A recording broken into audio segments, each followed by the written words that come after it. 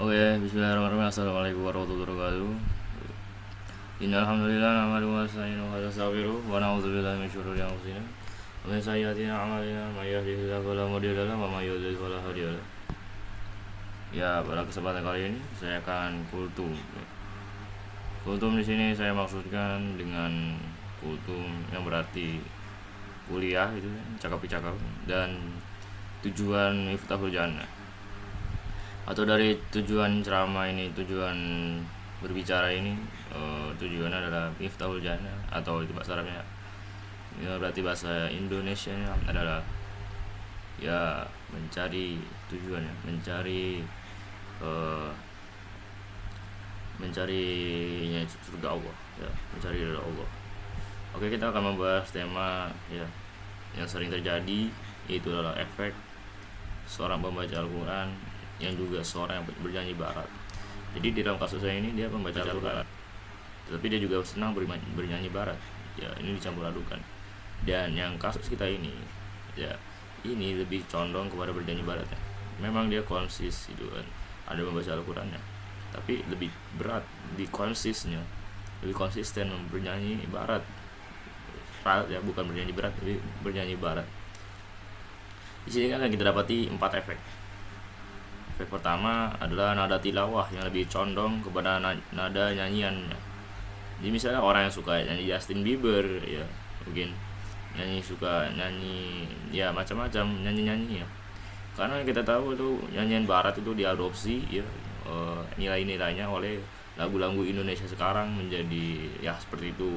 Mungkin bisa lihat nyanyian cinta, nyanyian kekerasan dan sebagainya.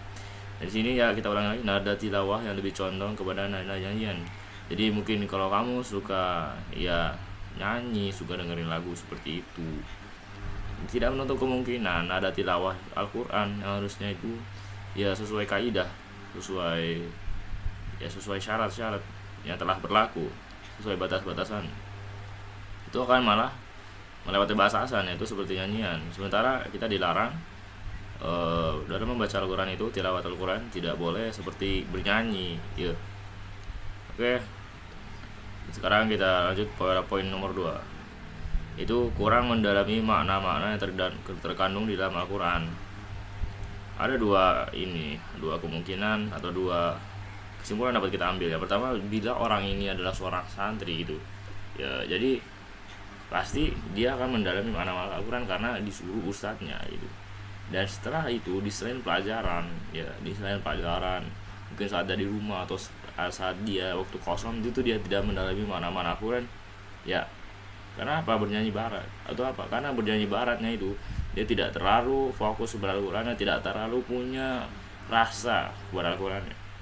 Dan yang kedua, yang benar-benar tidak mendalami makna Al-Quran gitu ya, cuma membaca Al-Quran saja gitu ya. Ini mungkin terjadi pada siswa-siswa, murid-murid negeri yang masih ditafsirkan orang tuanya untuk masuk ke pengajian. Dia mau menghafal Al-Quran atau dia tidak hafal Al-Quran, tapi pada saat di rumahnya dia tidak merojahnya, dia malah tidak, atau di sini tidak mendalami makna-makna yang tergantung di dalam Al-Quran ya.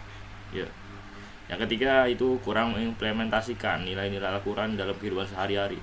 Di dalam Al-Quran kita dilarang untuk hasad, seperti yang disebutkan dalam surat Al-Falaq. Hasad artinya dengki ya.